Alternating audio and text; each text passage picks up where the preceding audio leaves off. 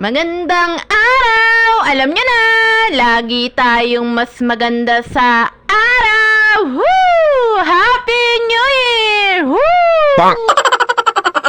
Anyways, ito ang aming ganap ng New Year. Simple nga lang ang aming handa dito sa lamesa. Bali, nagluto nga lang ako ng carbonarang patcham. Pero kahit nga pachamba-chamba nga ang pagluluto ko ng carbonara, napakasarap nga rin naman at napaka-creamy. At meron nga rin kaming hinapunan na pritong tilapia, pritong pork chop at pritong manok. At ito na nga lang yung natitira doon sa hinapunan namin. At ayan na nga lang din ang ihahain namin. Nyosme. At meron nga rin kaming kaunting hain na prutas at gumawa nga rin yung bunso ko ng pampaswerte. Pero kahit ano nga pampaswerte, ang ilagay nga natin sa lamesa natin, kung hindi nga tayo nagsisipag at dumidiskarte at nagtsatsaga sa paghahanap buhay, wala nga rin mangyayari sa mga buhay natin. Nyosme.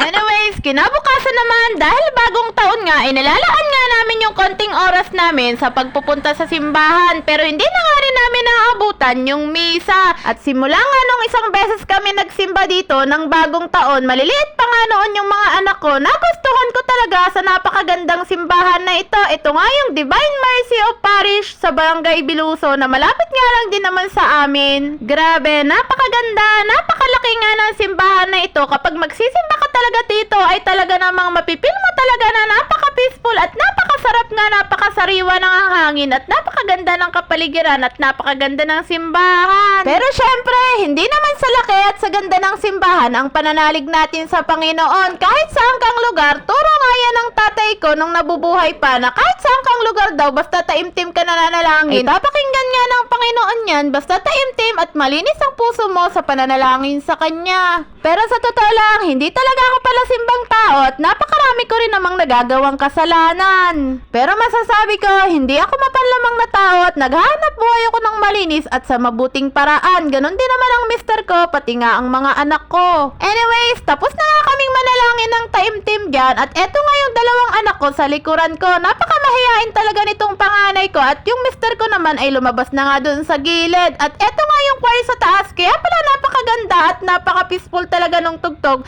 Ay may choir pa nga talaga sa taas at napakasarap talaga sa pakiramdam kapag nandoon ka nga sa loob at naririnig mo yung music ng choir. At eto nga yung mister ko, may pasayaw-sayaw pa nga habang nakuhanan ko at kinuhanan ko nga itong kapaligiran ng simbahan. Grabe, napakaganda, napaka-peaceful at napakasarap nga ng simoy ng hangin. Talagang iba talaga ang mararamdaman mo kapag nandito ka. Simula nga nung isang beses nga kaming nakapunta dito, talagang every New Year nga ay pumupunta nga kami dito. Kahit sumasaglit nga lang kami ng kaunting oras, talaga namang pumupunta talaga kami dito dahil napakasarap talaga ng pakiramdam kapag nandito ka. Tignan nyo naman yung kapaligiran, napaka-peaceful, napakasarap ng simoy ng hangin. Kahit nga mainit nga nung mga time na yan, pero napakasarap nga nung simoy ng hangin dahil may mga puno. Grabe, ganito nga yung pangarap ko para sa dream house ko, yung meron niyang napakaluwang ng bakuran, maraming halaman at maraming puno.